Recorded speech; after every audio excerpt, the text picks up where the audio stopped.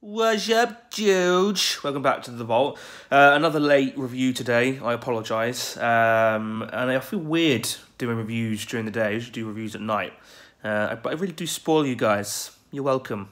All 28 of you. The review I will be doing today, though, is for If Beale Street Could Talk. Let's just jump straight into it. This one opens with a introduction to Tish and Alonso before Tish tells Alonso that she's pregnant. There are a few really great performances in this one. There are also a few really cool cameos. Brian Tyree Henry's star is just rising and rising at the moment, and he honestly betters any film that he is in. And he's joined by the likes of Dave Franco, Ed Skrein, I'm pronouncing that wrong, and Pedro Pascal, all of whom are great, in their respective scenes. The standout performances for me, though, came from Regina King and Coleman Domingo. King gives an absolutely emotional performance, whilst Domingo's is a bit more laid back and a bit more relaxed. They're both brilliant, but I would have liked to have seen more of Domingo, more scenes of him than he was actually in. The story is one of love and race.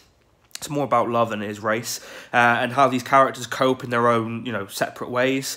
The strongest aspect of this film, for me, was the relationship between Tish and Alonso. The script is written so well that you truly feel the love and compassion that these two characters have for one another. The script is also great, at detailing the strong familial bond that Tish has with her parents and her sister. I really like that the story chose to focus more on the relationships in the film rather than the racism that was bubbling underneath. I must talk about the director, Barry Jenkins. He does a brilliant job. He shoots in such a artful and emotion-provoking way. He really helps to establish a relationship between each character, and most importantly, the relationship between Tish and Alonso.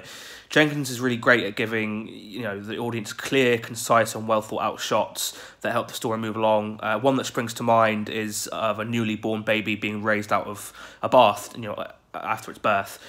He's talented at telling a story without using so many words. Just a really talented director. I mean, this is the guy that directed 12 Years a Slave, so of course you can expect good things from him. My main issue with this film was that the acting from the two main characters felt very forced and as if they hadn't quite moved away from the script. It really did take me out of the film somewhat. And the main lesson I took from this was that you can stick two chunks of wood together and call it art. Who would have known? So there we have it, guys. There's my very short review for If Beale Street Could Talk. Let's jump to the two most important questions. Question number one, would I recommend this film?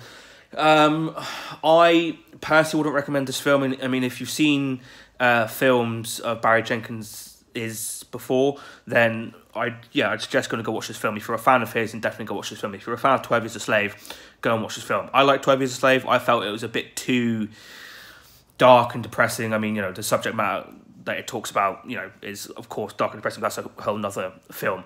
But I personally wouldn't recommend this film. I've seen better films than this. Green Book, for one. I know a lot of people wouldn't agree with that. I've read things saying that this is what Green Book should have been, but I personally prefer Green Book to this. So I wouldn't recommend it. Question number two, does this film belong in the vault? And I would have to say, I don't think it does. For me, it wasn't just the acting from the two main characters that fell off. Not only did that take me out of the film, but I also felt that this film kind of struggled to find where it was going. One moment, it was focused on being a love story between Tish and Alonso. Then, it would, another moment after that, it would be more focused on, the racial divide at that time. Which is nothing wrong with that, but I wanted more of a clear, concise, kind of what this film was about. And as I said, I really wanted more of Domingo. I felt that he and Regina King were the strong matriarchal and patriarchal members of this family, and we saw a lot of Regina King, which is great. She's fantastic, but not so much of Domingo. He had very few scenes, and there was maybe a plot thread where he was taking things out of the back of vans and selling them on. There was literally one scene devoted to that. I would have liked to have seen more of that. I would like to have seen more of the other characters like Tish's sister, but I just feel like this film didn't really know where it was going. So for that reason, I will not be putting this film into the vault. So there's that little diamond star. It's gone off to wherever it's going to go. Probably going to get lodged in a chunk of wood that somebody calls art. So there we have it. There's my review for If Beale Street Could Talk. As always, guys, if you liked the film, and let me know why you liked it down in the comments below. If you didn't like it, you know, again, let me know why you didn't like it down in the comments below. As always, this channel is a discussion. If you don't agree with me, I would like to know, you know, your thoughts. And if you like what I'm doing here, guys, don't forget to like, subscribe, share this video with everybody you know, past and present. And until the next one, peace and love, my dudes.